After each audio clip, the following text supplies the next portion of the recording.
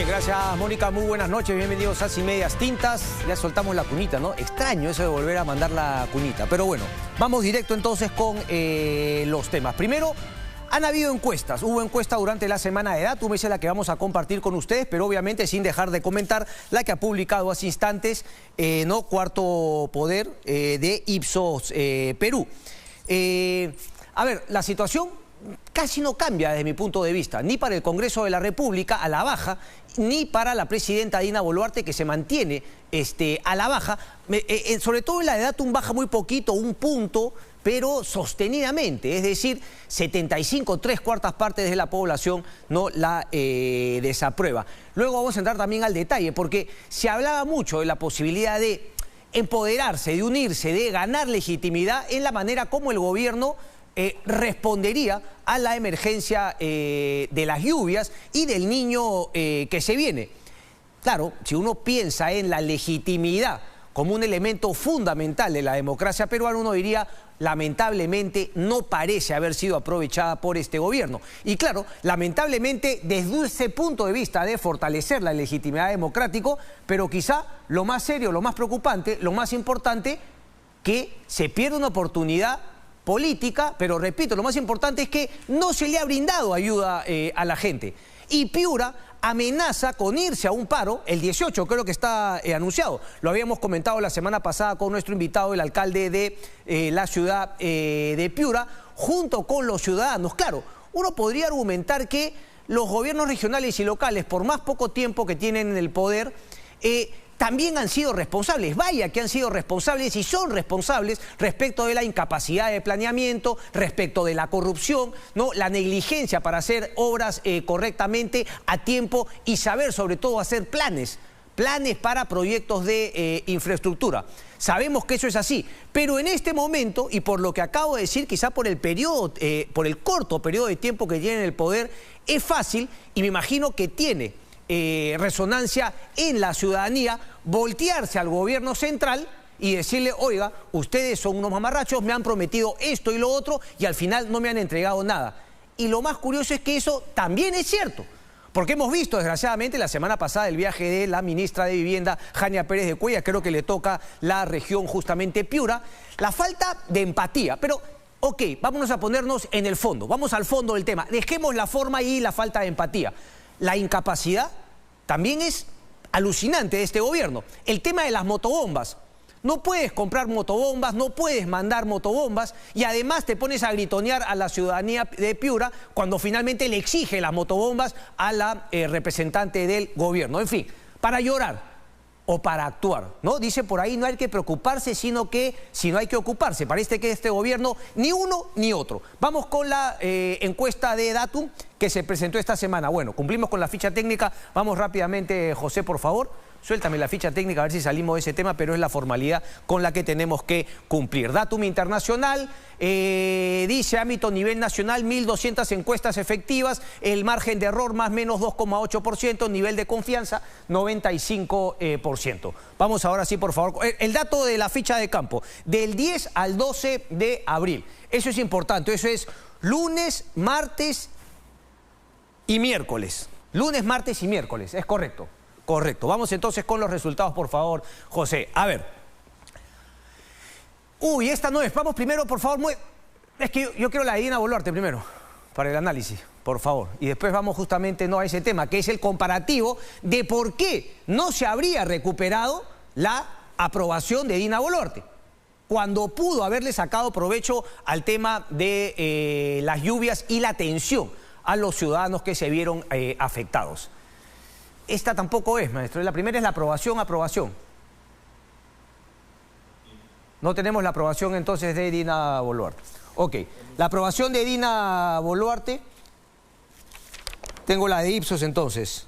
Bueno, díctame por favor la aprobación de... Siempre arrancamos con esa que es fundamental, ¿no?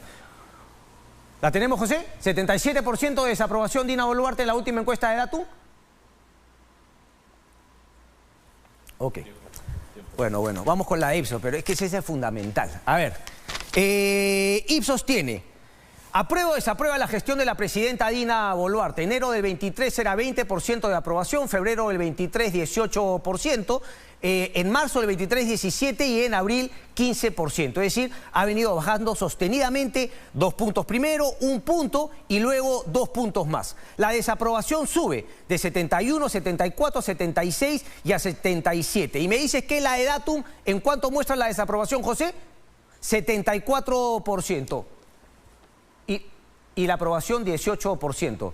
Los números favorecen, ¿no?, en la de Datum Perú más que en la de Ipsos. Aquí el tema, ¿no?, la oportunidad que tenía de legitimar o mejorar un poco, ¿no?, digamos, la percepción de la ciudadanía frente al gobierno de Dina Boluarte, más allá de todo y lo que aquí hemos criticado. La incapacidad, por ejemplo, para agarrar el problema de los fallecidos durante las protestas, encararlo, pero no quiere. La mediocridad es lo que manda en este gobierno. A mí me parece, bueno, no es exactamente lo mismo, porque lo de Pedro Castillo no tenía nombre, hubiese sido claramente el peor gobierno de la historia del Perú, incluso peor que Alan I, pero afortunadamente por propio error de Pedro Castillo ese gobierno se cortó. Pero bueno, Pedro Pablo Kuczynski en el 2017 preguntaba a la gente, liderazgo frente al fenómeno del Niño. Sí está liderando 51%, no está liderando 42%, no sabe 7%. 2023, Dina Boluarte, ante la pregunta si está liderando, 13% dice que sí, y el 82%. Ustedes recordarán que durante la gestión de Pedro Pablo Kuczynski, me acuerdo que había reventado lo de Odebrecht en ese noviembre, diciembre de 2016, y en el 2017 Pedro Pablo Kuczynski venía en caída libre en su aprobación. Y justamente esta reacción al fenómeno del Niño de ese verano, una sola fuerza, incluso con visita de Kenji, recordarás a la primera dama, ¿verdad?, a la esposa de Pedro Pablo Kuczynski, que llamó la atención porque recordemos que en ese momento comenzaba una bronca total en el Congreso de la República entre Fuerza Popular y el gobierno de Pedro Pablo Kuczynski. Oportunidad perdida entonces, una más. Muéstrame el siguiente cuadro, por favor, José, para salir de esta encuesta. ¿Teníamos uno más? Correcto, ahí está. Responsable de prevención ante fenómeno del Niño. ¿Quién tiene la responsabilidad? Pero mira que es interesante, ¿no?, porque sigue siendo la percepción que es el gobierno central el que tiene que reaccionar. Y por ejemplo, yo leí el día de hoy que según la ley, el CENEPRED, que podría decir uno es parte del Ejecutivo, tendría que solamente reaccionar hacia el 30% de los damnificados y el 70% los gobiernos regionales o locales. Pero eso no lo entiende la gente, y la gente siempre voltea hacia el gobierno central para encontrar respuesta. Pero esto ya se sabía. Ya lo sabía el gobierno y sabía que era una oportunidad y la desperdició. Gobiernos municipales 13 contra 11, vamos con la fecha nomás del 2023. Gobiernos regionales tienen la responsabilidad ante la prevención 20%.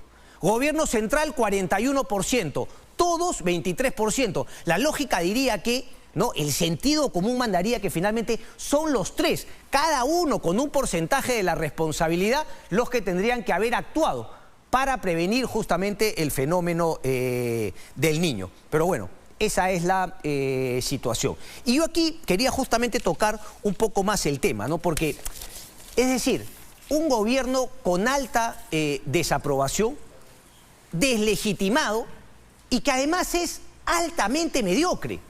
Eso es lo que yo quiero que la gente entienda, porque aquí estamos, claro, como se salió de la situación, ¿no?, de Pedro Castillo, hay que finalmente aceptar al gobierno de Dina Boluarte y querer aparentar como que todo está cañón. Y nos vamos quedando hasta el 2026. Y el Congreso de la República, no lo chanquen mucho, por favor, pero ¿por qué esa campaña contra el Congreso? ¿No? Dicen algunos. ¿Por qué esa campaña contra el Congreso? Pues vamos a decir por qué esa campaña contra el Congreso. Porque no es campaña, es simplemente mostrar la realidad. Y cuando ustedes ven el caso de la congresista Cordero, cuando ustedes ven en caso que han denunciado el programa Punto Final y otros medios de comunicación de congresistas mochándole el sueldo, a la conclusión a la que tenemos que llegar es que la deslegitimidad, la desaprobación del Congreso no se da porque los medios de comunicación saquen la información, sino porque los medios, como lo dice su nombre, medios, informan lo que en verdad está ocurriendo. Y lo que está ocurriendo es la mediocridad absoluta de un poder del Estado tan importante como el poder legislativo. Porque ustedes entenderán que si tenemos malos congresistas, congresistas mediocres. Y aquí yo no temo decirlo, porque hay que ser bien muerto de hambre para cortarle y mocharle el sueldo a uno de tus trabajadores. Pero eso deberíamos ser la parte ética, moral, punitiva, si se quiere. La consecuencia es que esos congresistas no solamente traen la mediocridad personificada en ellos, sino que jalan a toda la mediocridad de su entorno y la ponen en puestos claves del Congreso de la República. No sé cuántos asesores tiene el Congreso, cada congresista. No sé cuántos asesores tiene la comisión. El número de profesionales, como en otros países del mundo, en los Estados Unidos, serán, mire, un porcentaje mínimo de los asesores que llegan con el congresista. Y luego tienes profesionales de carrera, expertos en temas de energía, expertos en temas de finanzas, en temas, si se quiere, de hidrocarburos, en laborales, en todo lo que se tenga que legislar. Y esa meritocracia, esa burocracia no capacitada, con experiencia en hacer leyes, en fiscalizar, en representar, se va quedando en el Congreso de la República. Entonces, solamente cambia un número pequeño de personal de confianza que llega con el congresista. Pero hoy por hoy tenemos que la mayoría, cada vez que se va un Congreso, el Congreso se llena de nuevos trabajadores que llega con cada uno de los congresistas. Y lo peor es que la mayoría no jala gente capacitada. Jala lo que acabamos de escuchar de la congresista Cordero. Es decir, bueno, tú me ayudaste, me diste un polito, me regalaste aceite para irme finalmente, no aceite para mi carro, para poderme ir de gira por diversas partes del país. Yo te tengo que ayudar, por eso te voy a contratar gente incapacitada que seguramente no podría conseguir trabajo en otro lado, pero me vas a dar el 50% de tu sueldo. Y hay que decirlo también, es muy tarde, viejo, para los que denuncian. Obviamente, ¿no? Vamos a seguir saludando que la gente se harte y siga denunciando a sus jefes que les han mochado, pero hay que partir de un tema que no se debió aprobar desde el comienzo. Esas personas que aceptaron desde el inicio también tendrían que tener alguna responsabilidad. Claro, ahora es muy fácil, cuando finalmente te aprietan, caes en desgracia con tu jefe, con tu congresista, denunciar. Pero bueno, nunca es tarde, dicen por ahí. Pero ese es mi punto, la mediocridad. Entonces, si tú no tomas cartas en el asunto y no volvemos a repensar el tema del adelanto de elecciones, por más que a mucha gente no le guste, ¿no? A mucha gente no le gusta el tema del adelanto de elecciones. Pero en todo caso, si no vas a hacer adelanto, por lo menos las reformas políticas, la gente va a tener que salir nuevamente, y no con la violencia de las protestas de enero y diciembre. Pero yo sí sería partícipe de que una buena cantidad de la ciudadanía se pare afuera del Congreso y no pare hasta que el Congreso de la República deje de ser una cueva de delincuentes. Y que empiece a sacar los proyectos que pueden mejorar la situación del país, como el que acabo de plantear. Varios proyectos que planteó Carlos Meléndez el día que estuvo aquí en nuestro programa también, sobre las reformas políticas. No quieren hacer absolutamente nada. Entonces hay que molestarse con el Congreso de la República. No se trata de decir, ay, bueno, chitón boca nomás porque hemos salido de Castillo y ahora tenemos que aguantar. Porque si no, uy, van a venir los malos de la película, ¿no? El eje bolivariano y todo lo demás.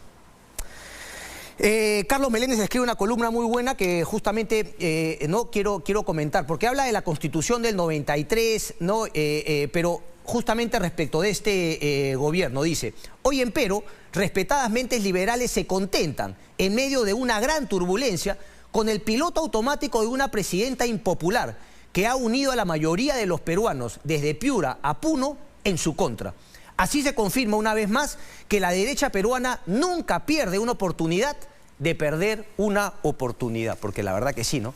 Si la derecha peruana va a ser la más timorata en finalmente tomar riesgos para tratar de sacar adelante el país y quedarse con este tema de no muevas las aguas, como la corrupción con Odebrecht.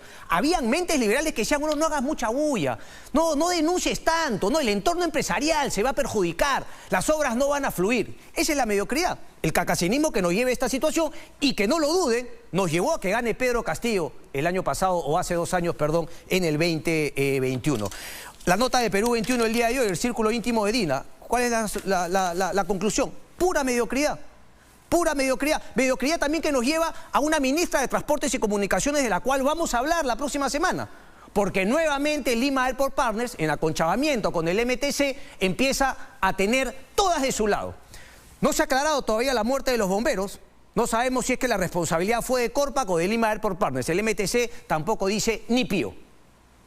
Ya vamos a hablar de ese tema, pero la ministra, en el momento en que Martín Vizcarra era presidente, gente de entera confianza del señor Extremadoiro, de Chiquitín Edmer Trujillo y de Martín Vizcarra.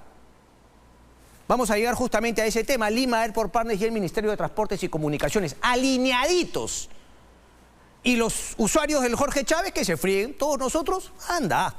En fin, mediocridad por donde se le vea.